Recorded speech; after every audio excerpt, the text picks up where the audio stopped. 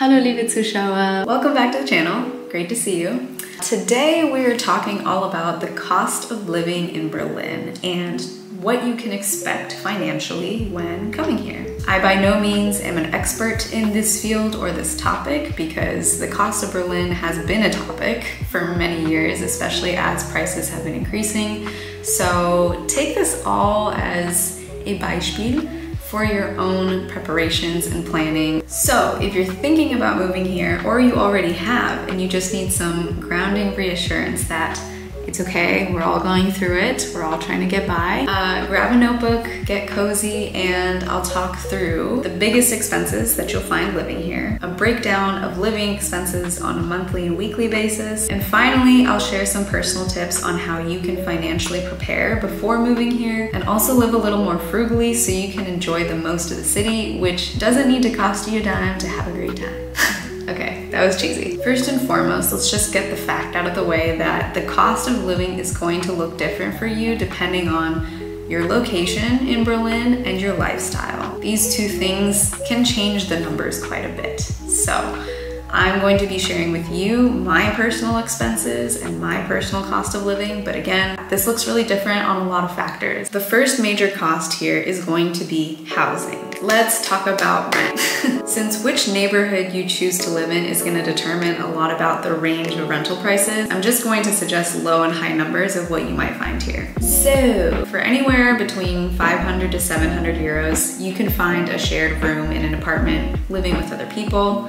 If you want to live on your own, a studio can cost you anywhere between 1,000 and 1,500. And a one bedroom, you'll start seeing prices around 1,600 to 1,800 euros a month. And these are just the average rental prices across the city. But let's say you want to live in a cool hip neighborhood and be all up in the Kreuzberg, F-Hein Mitte chaos, right? Then you could be looking potentially at prices of 2,000 euros or more. So again, I caution, really depends on the neighborhood. My little sweet apartment here in Schöneberg costs me 870 euros a month, warm Miete.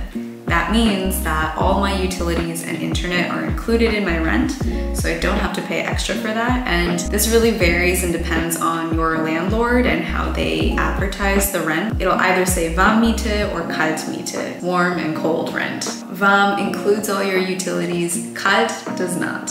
So make sure to note that when you're looking at rental prices. If you're on a budget and you're looking to pay a little bit less, here are some options. The most common and popular way to pay less rent is to share the rent. So WGs or flat shares are very common here in Berlin, and you can find tons of them on WG gesucht or Facebook groups. You may also consider living in neighborhoods that are further away from Stadtmitte and maybe add another 10 to 15 minutes to your commute, but really are not that far. Honestly, I love my neighborhood. Tempelhof Schöneberg is the perfect proximity to the city center and all the fun neighborhoods, but it's also relatively quiet and calm. I would also look at Pankow, Reinickendorf, and parts of Neukölln that are not quite yet gentrified. Best deals always come from knowing somebody. So if you have friends here, if you have friends or relatives, or even like a friend of a relative, try to get in contact with them, because most of the really cheap rents are held by landlords and renters who have been here for a long time.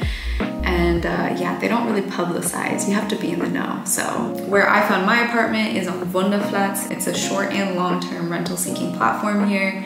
And I found it to be really easy in terms of the process. It gave me a chance to really plan ahead, and I was able to secure the apartment 5 months before I even came here. So it gave me peace of mind that I wouldn't have to run around and like look for an apartment once getting here. The second most expensive thing about living here, which goes hand in hand with your rent, is probably gonna be the Kaution, or your security deposit. For me, that was 1,600 euros, so double the price of what my rent is. Of course, you will get this back so long you don't destroy the apartment. If you don't want to pay absurd fees with your bank to do a wire transfer, you can also use the app called Wise. It's basically like having an international bank account where it will immediately convert dollars to euros and vice versa. And it's a really easy and secure way to send money virtually. So check it out if you need help. Besides that, I don't really spend that much on terms of house supplies like soap, trash bags, cleaning products. I think I spend maybe less than 10 euros a month on this stuff. So yeah. Next, let's talk about transportation. So, if you're here in Berlin and you use the BBG app, the most economic option, I think, is just to get the Deutschland ticket. It's 49 euros a month, and you can ride unlimited times on the U-Bahn, the S-Bahn, the trams, the train, Deutsche Bahn, the buses, anything and everything basically. In addition to that, I also have a bike rental with Swap Feet, and I do have a discount code right here if you want to use it and basically get to try out their service for free for a month. Sometimes having a bike is a much faster way to get from point A to point B in the city, so it's nice to have the option, and it's really not that expensive. I pay 22 euros a month, and this comes out to €1.71 per day. I would say that's worth it. If you don't want to have your own bike necessarily, they do have the bike and scooter system here too, but I just find that if you use those often, it's just cheaper to use Swap Feet. In the end, I think a ride can cost anywhere between like 4 and 5 euros, even if you're not going that far, so. Okay, let's talk about food and groceries, which is a very important expense to talk about because again, this is your Lebensmittel. This is what is keeping you alive and going. So for the last 3 months, I've tracked all of my receipts, and so far, I've spent about 204 euros a month on groceries. That is roughly 50 euros a week. And this is me being generous with my shopping. I'm buying everything that I would like to eat and cook for that week, not holding back on special treats and snacks and whatever else. When it comes to individual prices in grocery shopping here, I would say no matter if you go to a discounter or even the big name supermarkets, it's still so much cheaper than groceries in the States. And this for me makes a really big difference in terms of my mentality towards finances and what I'm spending money on. I feel much more price alignment with the products that I'm buying here, that they're actually really worth the money that I'm spending and they're not overly priced. Eating out is also really affordable here in the city, and you can still find such great meals for like 7 euros. For me, my biggest going out expense is actually coffee. And this is because I drink coffee a lot and while I work, so.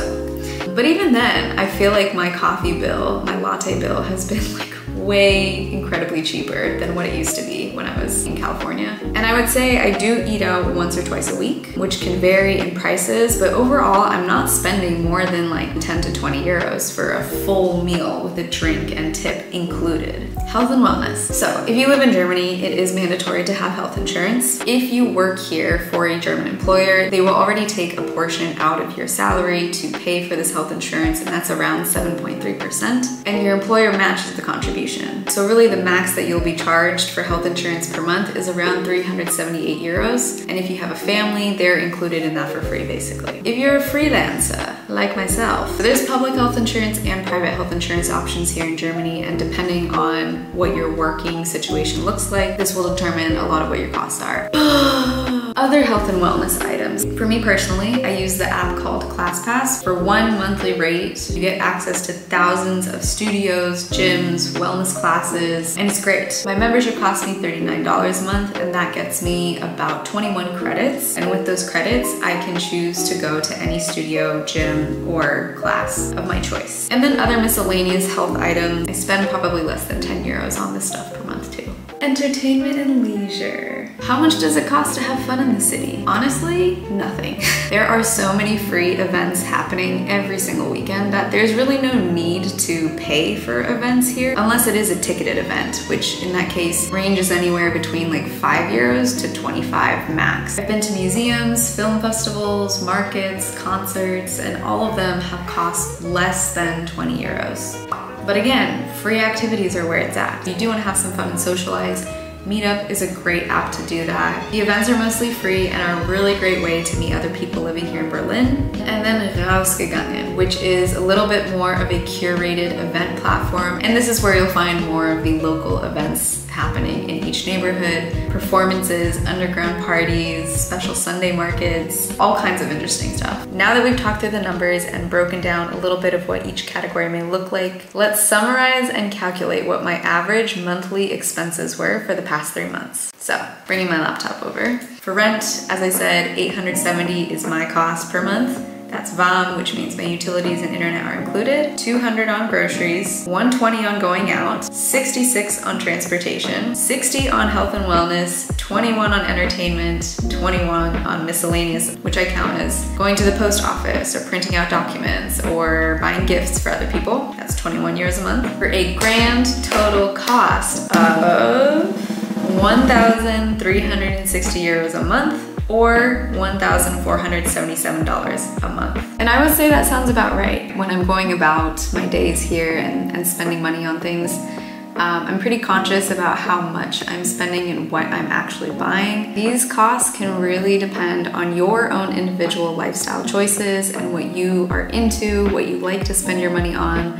I'm just somebody who's a little bit more frugal in terms of material things. I spend more of my money, honestly, on food and experiences and dance classes. Those are the things that are worth the most money to me personally, that I really enjoy spending money on. And I know that everyone has preferences, to each their own, right? So I hope that really helps break down the true cost of living here in Berlin and what that could look like. And let me know what other kinds of questions you have about living here in Berlin. I'm happy to answer what I know and what I can share. But again, there's a plethora of other people who are living here who have made incredible resources online that you can look at. So I would always encourage to do your own research and plan. This may have always been a really big dream of mine to come and live in Berlin, but dreams don't happen without some logistical planning too. So you do have to sit down with yourself and come up with a plan of how you're really going to achieve this goal or achieve this dream. And for me, it took about 5 to 6 months for this to really come to fruition. It takes patience, it takes time, it takes a lot of research, and moving abroad is a really big deal. It's a huge transition for many people, and if you haven't done it before, it can be even bigger of a transition emotionally and mentally. And that's another cost here that I wouldn't say necessarily has a number value to it, but definitely has an impact on how you experience living abroad. There are emotional costs to moving away and being by yourself in a totally new city, and it's important to keep track of those as well. I feel like I could talk about that in a totally different video about what it is really like. If you found this video useful, please give it a like and comment below. I do really enjoy making my more poetic vlogs about life and travel, but I'm also very practical and like to discuss logistical aspects to how you can make life abroad happen. Planning is a big part of it, so comment below what you might want to see next. Thanks for watching and sticking around with me and my spreadsheets. I'll see you in the next one.